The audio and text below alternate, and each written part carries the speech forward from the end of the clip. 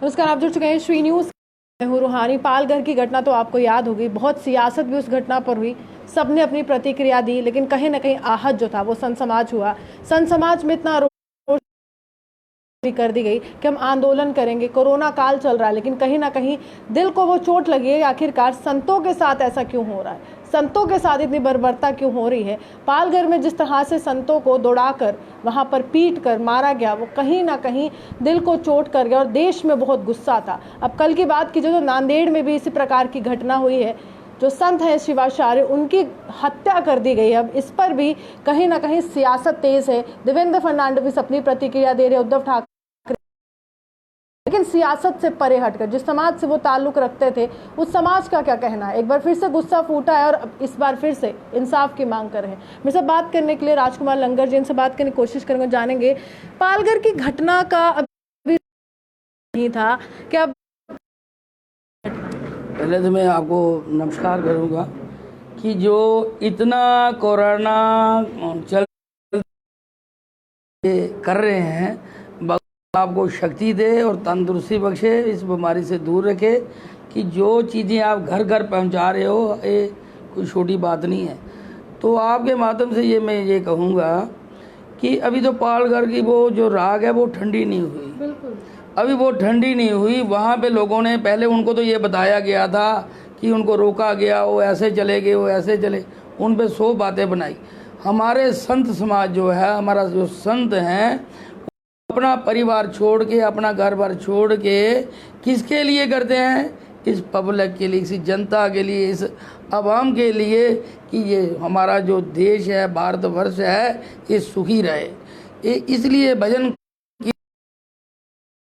भगवान सबको सुख समृद्धि दे, ये जो हमारे लिए इतनी दुआ मांगते हैं और हम उन्हीं के लिए राक्षस बन के आगे आ रहे हैं, ये बात अच्छी नहीं। अभी जो नांदेड़ में जो घटना हुई है की, मैं कह रहा हूँ कि ऐसे संत नहीं मिलते। ये तो जब कंस और रावण का समय था, वहाँ भी तब भगवान को आना पड़ा था। आज भी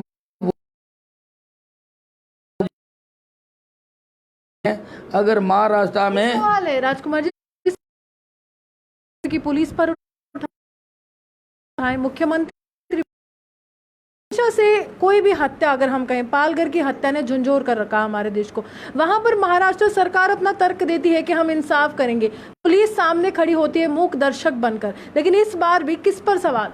अब देखिए, एक जो राजा है, राजा का काम है प्रजा का सेवा करना और प्रजा की रक्षा करनी, तो ये तो राजा पर ही बनता है। अगर राजा सख्त होगा तो प्रजा कोई गड़बड़ा नहीं सकती है। जहाँ का जो राजा ही कमज़ोर है, अगर कोई बात आती थी, सिर्फ थोड़ी चंद दिनों में ही एक दूसरी पार्टी से हाथ मिलाने से उनका प्रभाव उनके जैसा हो गया। पहले यही महाराष्ट्र था। छोटी सी बात किसी पर सवाल उठा रहे उद्धव ठाकरे पर। बिल्कुल, देखिए जो राजा कौन है, वहाँ का राजा कौन है? कहीं ना कहीं कह रहे कि विपक्षी दलों के नेताओं के साथ जो मेल मिलाप हुआ, गठबंधन बना, उससे सुर बदल गए। बिल्कुल बिल्कुल बिल्कुल, वही महाराष्ट्र है, कोई चेंज थोड़ी हुआ है। वही उद्धव जी है, वही शिवसेना है। छोटी सी घटना होती थी तो दुनिया भर का बवाल मच जाता। कहीं ना कहीं आप मानते हैं कि वही उद्धव ठाकरे जो हिंदुत्व की बात करते हैं महाराष्ट्र में? वही देखिए, अब मैंने पहले ये कहा, जिस प्रजा का राजा ही कमजोर होगा वो प्रजा क्या करेगी। आपका कहने का मतलब है कांग्रेस या विपक्ष जिसके साथ आएगा वो कमजोर होगा और भाजपा जिसके साथ होगी उसको मजबूती मिलेगी। अब एक बात सुनिए, बात यह है कि मैं इन चीजों में उलझना नहीं चाहता। देश कैसे चल रहा है पहले भी आपने देखा है और अभी भी आप तंज कस रहे हैं। नहीं, देखिए ये बात तो है ही है। जो सच्चाई है, जो सच में चल रहा है, उसके साथ देने की बजाय हम उसका विरोध क्यों करेंगे? चाहे हम किसी पार्टी से बुला, हिंदुत्व का ठीकरा फोड़ा जाता था। बाला साहब के ठाकरे के समय ऐसी चीजें होती थी तो कहीं न कहीं आंदोलनों की बाढ़ आ जाती थी कि हिंदुओं के साथ गलत हुआ है। वहां तक ट्रेनें बंद हो जाती थी, बसें बंद हो जाती थी, रोड जाम लग जाते थे, तो बवाल मच जाता था छोटी सी बात पे। आज वही संतों के साथ इतना कुछ हो रहा है, कोई बोलने के लिए तैयार नहीं है। अगर आम जनता के साथ कोई थोड़ी सी भी गड़बड़ी होती थी तो वहाँ पूरा महाराष्ट्र जल उठता था। आज वो जो संत जो बाल साहब ठाकरे के हृदय थे, जो उनके सम्राट थे, जो बाल साहब जी उनकी पूजा करते थे, आज उन्हीं के राष्ट्र में उन्हीं की हत्या हो रही है। हमारी भारतीय संस्कृति में संतों का इतना महत्व है कि जब हम गीता पढ़ते हैं, हम अगर गीता नहीं पढ़ पाते हैं तो हमारे यहाँ पर कहा जाता है कि आप किसी भी धर्म गुरु की शरण में चले जाइए, वो पूरा जीवन का सार आपको समझा देंगे, आपको जीवन में कैसे चलना है। जो जीवन का सार समझा रहे हैं उनको मॉब लिंचिंग की तरह मारा। अब देखिए, महाभारत किसने लिखी? ऋषि व्यास जी ने। रामायण किसने लिखी? अब ये देखिए ना, संतों ने लिखी ना। भगवान के वाल्मीकि जी ने कई हजारों साल रामायण लिख दी, भगवान के आने से पहले ही। संत ही थे ना वो भी, है ना। अब ये ऋषि व्यास जी क्या, इन्होंने महाभारत लिख दी, पूरा यही, कोई और तो नहीं है। इस समाज की वजह से ये जो बढ़ती खड़ी है, जब इनके साथ ऐसा कुछ होने लगा, अभी आप देखना उस धरती पे बहुत प्रलय आएगी, बहुत ज़्यादा प्रलय आएगी। जब संतों का कहीं अपमान होता है, और अपमान होने पर बहुत दुर्घटना होती है, और उनकी हत्या कर दी जाए। इस मामले में हमने देखा पालघर के मामले में सियासत बहुत हुई, लेकिन इंसाफ नहीं मिला। अब देख, जब बात ऐसे है ना, कोई अगर हमारी गौशाला में कोई बंदा अगर एंटर किया, हमने यहाँ कैमरे लगाए हैं, हमें पता नहीं लगेगा कौन आया है। चोर कहाँ से घुसेगा? जब एक आदमी को पता है, जब पुलिस किसी को पकड़ती है, 1 मिनट भी नहीं लगाती। जब ऊपर से राजा का देश ही नहीं होगा तो कैसे पकड़ा गया? सवाल जैसे है, ये सिर्फ और सिर्फ जनता का दिमाग भड़काने के लिए ये चीज़ें किए जा रहे हैं।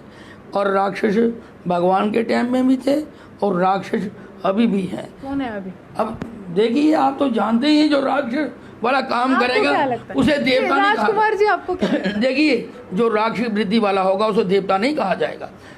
कई बार देवताओं के बीच में ही राक्षस चले जाते हैं। अब भेड़िए अंदर, भेड़िए का आगे हम गाय का मुखड़ा लगा देंगे, दिमाग तो भेड़िए। सोच बदल गई है। जब तक सोच अच्छी नहीं होगी तब ये कुछ नहीं हो सकता। और जो इस चीज़ों में शामिल हैं उनको ये भुगतना पड़ेगा। अभी तो लॉकडाउन चल रहा है, फिर भी संत मर्यादा कर रहे हैं, उसके लिए थोड़े रुके हुए हैं। नहीं तो ये लोग कहाँ से, इनको अपना घर बार छोड़ के आगे तो सब कुछ छोड़ दे, उनको अपनी जान की परवाह तो है ही नहीं। उन्होंने अपने जान जो पहले ही प्रवान भगवान के आगे अर्पण कर दी होती है ना। तो इसलिए मेरा आपके माध्यम से सबके आगे संदेश है, जब हमारे संतों की रक्षा नहीं है और आम आदमी की रक्षा क्या होगी? चले, साफ तौर पर राजकुमार जी कह रहे हैं कि जब हमारे समाज में उन ऋषि मुनियों की रक्षा नहीं है, तमाम वेद जो है ऋषि मुनियों के द्वारा लिखे गए हैं, भारतीय संस्कृति में बहुत ही महत्व है।